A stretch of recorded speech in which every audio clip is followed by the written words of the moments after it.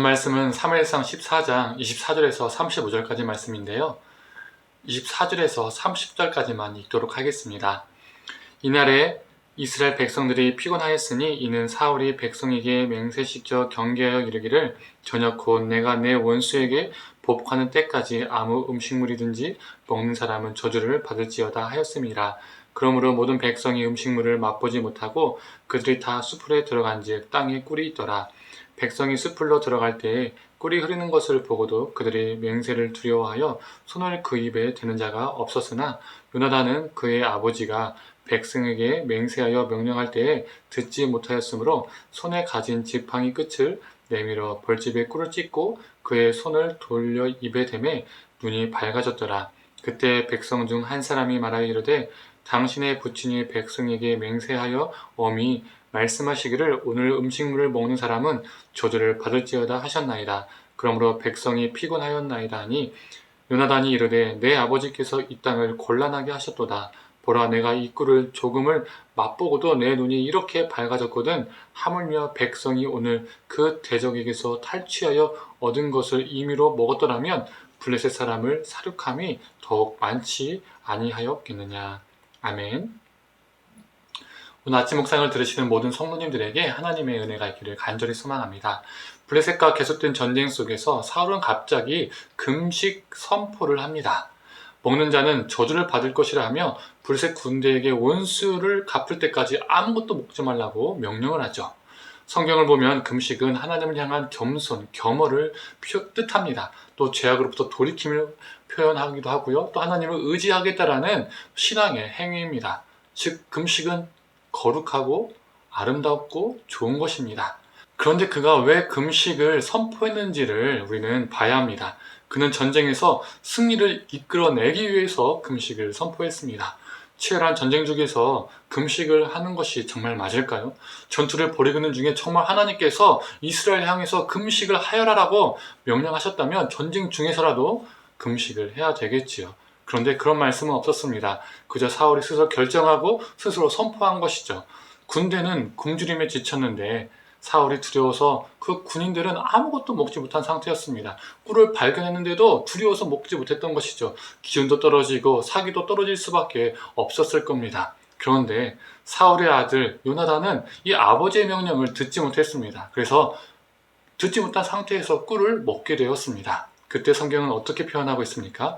먹었더니 사울의 말대로 요나단에게 저주가 임했습니까? 아닙니다. 아무런 저주도 아무런 일도 일어나지 않았습니다. 오히려 상당히 긍정적으로 표현하고 있습니다. 27절을 보면 눈이 밝아졌다라고 말하고 있습니다. 눈이 밝아졌다는 것은 무엇을 말하고 있는 것이죠? 그가 기운을 차렸다라고 말하고 있는 것입니다. 이게 무엇을 보여주냐면 굶주리고 지친 이스라엘 군대에게 필요한 것은 금식이 아니라는 겁니다. 그들에게 필요한 것은 무엇인가를 먹는 것이라는 것이죠. 무엇인가를 먹고 힘을 내어서 기운을 내어서 블레셋과 전쟁을 하는 것이 그들에게 필요했다는 겁니다. 29절에 요나단은 이렇게 말합니다. 요나단이 이르되 내 아버지께서 이 땅을 곤란하게 하셨도다. 보라 내가 이 꿀을 조금 맛보고도 내 눈이 이렇게 밝아졌거든. 여기서 곤란하다라는 이 히브리어 단어는요, 아카라라는 단어인데 괴롭게 하다라는 뜻을 가지고 있습니다. 이스라엘을 괴롭게 하는 것은 사울이 선포한 금식이었다는 겁니다. 요나단이 아니었다는 것이죠. 즉 사울의 금식 선포는 하나님과 무관하다는 것을 이 사무엘서의 저자는요 말해주고 있는 겁니다.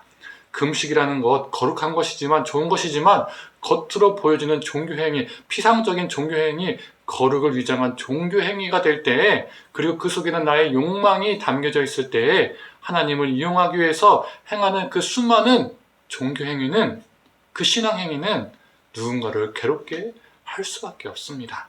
결과적으로 금식 선포로 인해서 이스라엘에게 무슨 일이 일어납니까? 사울이 맹세한 날이 지나자마자 굶주림에 지친 백성들이요 그 짐승을 잡아먹는데 피채 잡아먹습니다. 너무나 배고파서 허기가 져서 율법을 어기게 되었습니다. 그의 금식 선포는 온 이스라엘 군대에 이렇게 부정적인 파급 효과를 주었습니다. 말 그대로 사울은 이스라엘을 괴롭게 했습니다. 우리도 마찬가지입니다.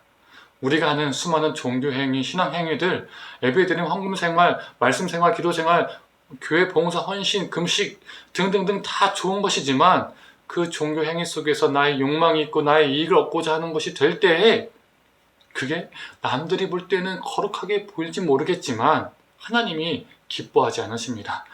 우리 욕망이 숨겨진 왜곡된 종교적 열심은 오히려 하나님을 괴롭게 하고 사람을 괴롭게 만듭니다. 그 당시 구약시대 때 보면 그 수많은 종교 행위들이 하나님을 괴롭게 했잖아요.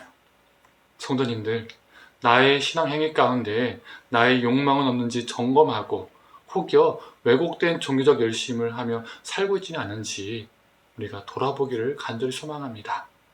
눈에 보이는 그럴싸한 종교적 행위보다는 눈에 띄지 않는 작은 것일지라도 우리의 욕망을 배제한 하나님을 향한 온전한 순종 속에서 신앙을 영위해 나가는 저와 우리 성도님 되기를 간절히 축원합니다. 함께 기도하겠습니다. 하나님, 사울의 금식 선포는 자신의 욕망이 담겨져 있는 승리를 얻고자 하는 금식 선포였습니다. 하나님, 금식이라는 건 너무 좋은 것이고 거룩한 것이지만 우리가 이렇게 좋고 거룩한 것을 우리의 욕망을 위해서 사용할 때에 하나님이 기뻐하지 않으시고 또 누군가를 괴롭게 한다는 것을 오늘 본문을 통해서 보게 됩니다. 하나님, 우리 안에 사울과 같은 모습은 있지 않은지 돌아보게 하여 주시옵소서.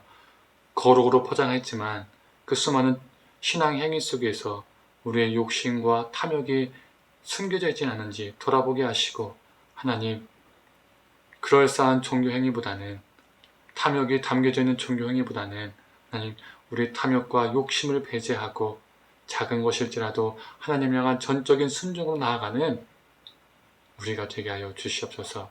모든 걸 감사드리며 사랑에 많으신 예수님의 이름으로 기도드립니다. 아멘.